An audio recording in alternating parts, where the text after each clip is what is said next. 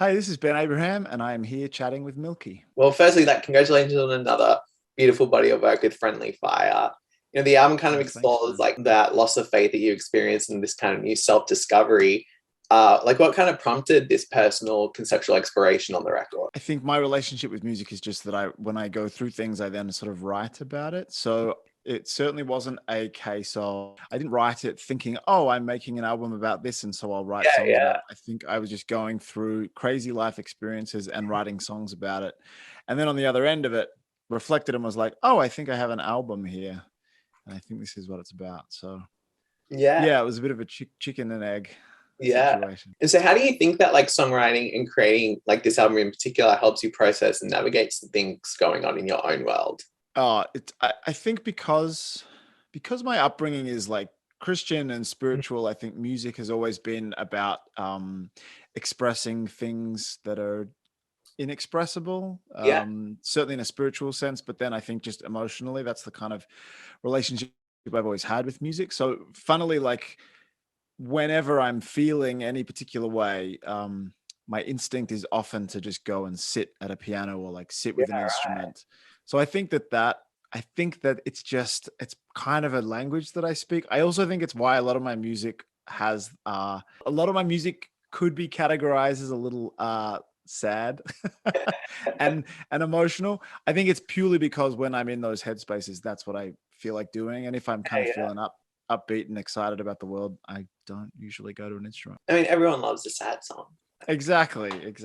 So All Too Well 10-minute version is like one of yeah, the there you go. time, and it's like Exactly. the saddest thing you'll ever hear. Exactly. How important was it for you to kind of like bear that honesty on this record and share a story that will resonate with people around the world? That kind of like loss of faith and I think it was, well, in the writing of the songs, because I was writing when I was going through things, Mhm. I wasn't even thinking about an audience when I was Yeah, writing some of these songs. I just was writing. And so it was important to be honest in the songs. As we were putting the record together, and it was suddenly obvious that people were going to like listen to this, it definitely, there was a conversation around like, how vulnerable do I want to be with this yeah, work? Um, and it's funny because my previous album, which feels very personal and feels very hard on sleeve, kind of isn't. A lot of those songs are emotional songs, but they're written. I think if people really dig into the lyrics, they're either written for other people and about other people's lives, or yeah, they're about conceptual things. They're not necessarily my sort of life on the line. And actually, my ex-girlfriend, who some of the new songs are about, she pointed that out once. She said it's very funny because she's like, you have everyone fooled that you're this very like honest, heart on sleeve songwriter, but you're not really letting people in. And I yeah, thought that was a really true and funny kind of criticism of the yeah, work. So I think with that in mind, as we were putting this new one together, I definitely thought, okay, let's like allow for the most honest and vulnerable songs to be on the record and not shy away from that. yeah. It's so lovely. And so, like, what are your thoughts listening back to the record now? Like, kind of like reliving that time period of your life, but out on the other side. It's definitely easier to just talk about it all, I think. I mean, some of these songs, when I was in it, it was intense. And it's funny now. What's been interesting is hearing people's reactions to the songs, because I've lived with these songs. Some of these songs are like 6 years old, and I'm detached enough from the story that I can laugh about it and talk about what were some pretty traumatic times in my life, but I can just kind of intellectualize and talk about it from an artistic perspective. But I'll have people text me, be like, there's a song on the record called Boy in a Bubble. And they're like, wow, that song is devastating. And I'm like, oh, is it? I suppose it is. When I listen to it now, I'm not reliving the trauma of it all. I think I just enjoy the music, and I enjoy the fact that I've been able to kind of tell the story. And I suppose it's a good thing that people are like getting that intense about it, but it's Yeah, definitely interesting to see it from the other side because yeah. I'm not there anymore. If you had to pick three songs of Friendly Fire to play to someone who like never heard your music, to make them like an instant diehard fan, which three songs would you pick? Oh, that's a good question, and I'm not. Let me think. I would probably play "Friendly Fire," the title track, because I think it's just the best song on the record. I think it's the most mature, steady-handed, just as far as songwriting craft, I think it's a really good song, Yeah. and it's produced really well. I would probably then also play Another Falling Star, because I think it's like the biggest song in terms of like mass appeal or Yeah. something. I think it's just a very accessible, easy to understand song. The third song would either be, that's an interesting one. It'd either be Boy in a Bubble, which I just think is incredibly produced, Mhm. or it would be Requiem, Yeah. which captured a lot more of the spiritual themes, or it would be California Drifting, which I just love as a song. Maybe it's Requiem. Maybe let's go. Look, they just have to listen to the whole album. They just have to listen to the whole thing. Whole thing top to bottom. Exactly. And so is there like a particular like line or lyric from the album that you find will get stuck in your head more often than not, or maybe like a lyric that you're most proud of? There's definitely a lyric that I'm most proud of. It's in the song Brother Tongue. Mhm. And the line is, aren't we absurd thinking gestures and words might explain us? We are piles of dust articulating chaos. Yeah. So I just remember when I wrote that, I was like, that's a good line. And then the one that gets stuck in my head the most is probably from Friendly Fire, just that caught in the middle. It's pretty repetitive in the song. love it. So good. And so it's been 8 years since the release of Sirens. How do you Yeah. think your artistry and the way you create has evolved in that period of time? I just think I know who I am now. I think Sirens, I was still, and a lot of the songs on that record and a lot of the experience of making that record, I still felt like a singer who kind of played instruments Mhm. and wrote songs, but didn't really know much about producing the songs. And so I was very much at the mercy of people around me. And I listened to that album and I hear me, but I also hear the instincts of the people that I worked with on that album. And then the songs, I think I just write long songs.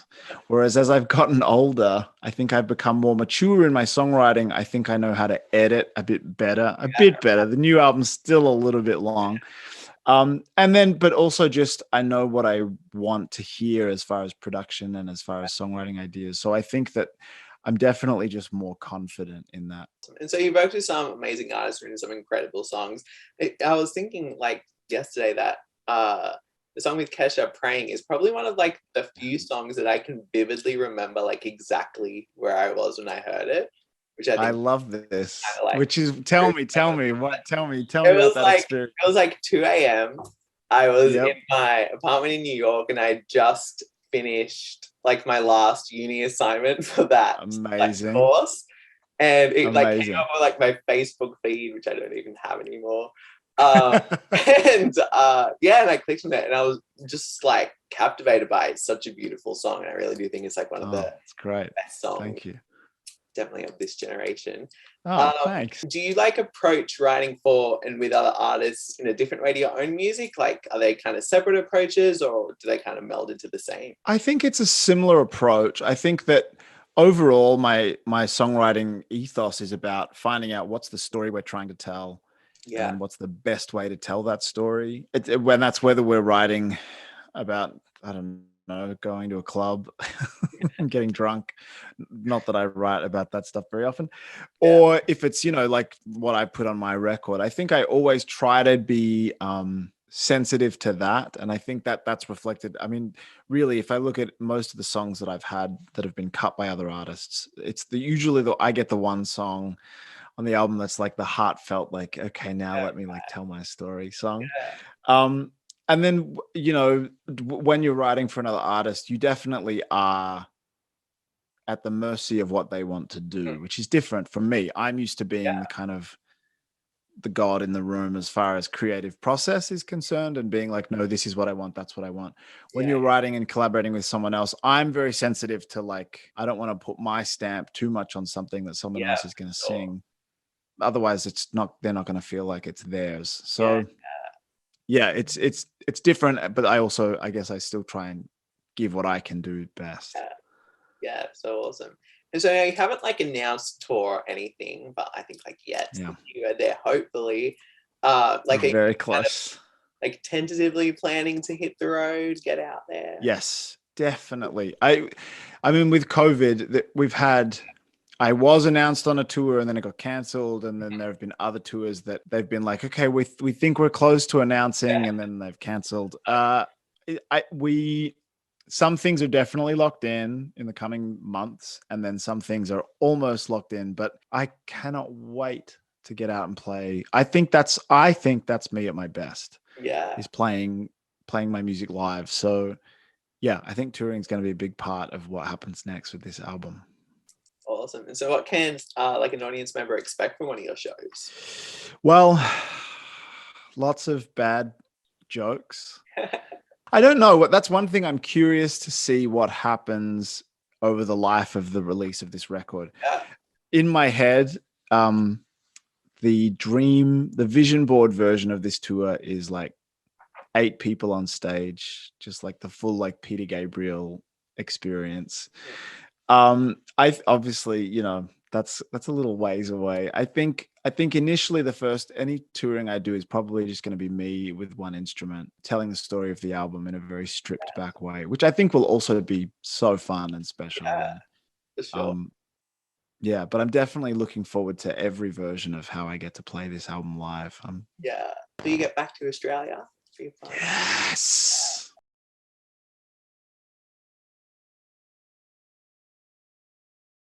Peter Gabriel and Kate Bush, easily. Lady Gaga and Chris Martin, Sick. preferably together. Hounds of Love by Kate Bush. Do you know what? It's gonna be a Disney film. Yeah. I'm just obsessed with that. The Tarzan soundtrack when I was a kid. Yeah. Phil So, Collins did. yeah. So there's the answer is something like that. And since Tarzan's already taken, I don't know, so Inside Out, some Pixar film. We'll go with Sick. Love it. Miley Cyrus. It was probably a church song, but if I think about the first song I like to like perform, I grew up, my dad's Indonesian, and there's this American band called Chicago that were huge in Indonesia. And they have this song, Hard to Say I'm Sorry, that I just used to love singing. So everybody needs a little time away. Yeah. Cheesy as hell. I have a confession to make. I'm not a huge fan of live music. Yeah. So I don't, it's not like I have these like deeply embedded memories. I will say this, the first massive pop concert I went to was Katy Perry on her Prism tour. It wasn't until I walked in and the music started that I realized I had never seen anything like it. I was like, oh, up to then I'd seen like John Mayer and Radiohead and like, but I was like that big production. There's a giant inflatable Louis Vuitton handbag. That is where I am. That's my first big pop concert. Either Sufjan Stevens on his Age of Ads tour, which was mind-blowing, or also I got to see the Swell season back when they toured in Australia and played at the Palais. Both of those tours were just like out of my mind spiritual experiences. I know one of the first moments I had where I bought a record that like really meant something to me was I bought a $3 vinyl of Teaser and the Firecat by Cat Stevens. And that was like a profound experience for me, sitting down and listening to that for the first time. Spice Girl. Sad Spice. I'm not guilty about it. And I just think anyone that's like, why are you listening to this, can shove it. But Carly Rae Jepsen has never done a bad song. Yeah. Call Me Maybe, all of them are so good. Obviously, like Emotions are a perfect record.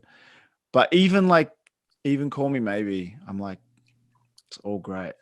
Carly Rae Jepsen, even her song, I'm convinced her song Cut to the Feeling.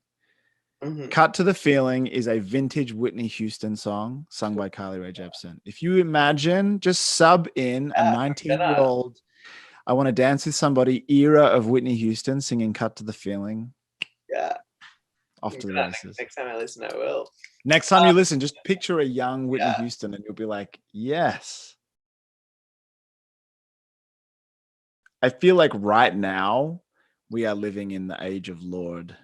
I feel like so much of what I hear, and maybe there's musicologists out there that can tell you that there's someone that predates Lord, but I feel like so many songs I I hear now, totally agree. I'm like, Lord walked so all these other people Yeah, can run. That for sort of sure. minimalist somber girl singing quietly into a microphone over a kind of sexy beat. Yeah, We are in that age of music, and for I sure. Yeah. No, I've had big discussions about how I think Lord kind of prefaced everyone else. absolutely. I think I would want to remind myself to be thankful for whatever happens, which is cheesy as, but I feel like I keep forgetting to do that.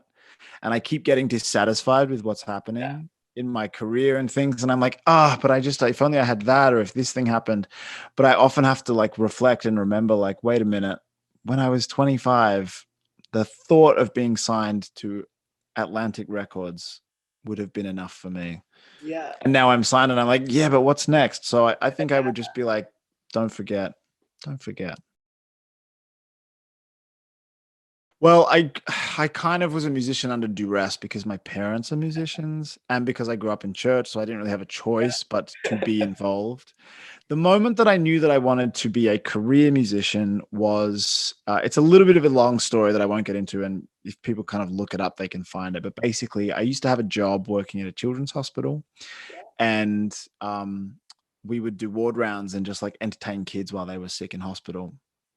If in Australia, it's the Captain Starlight program. So I was one of the Yeah. Captain Starlights. And I took a guitar around on one of my first days on the job, and I ended up writing a song with one of the kids who was 13 at the time. I showed it to my bosses. They loved the song so much that they then flew me around the country to sing the song at all of their fundraisers. And it was the first time that I'd like really performed something that I'd written. And I was like, oh, I like this. So that was definitely the moment that I was like, all right, this is what I'm going to do with my life.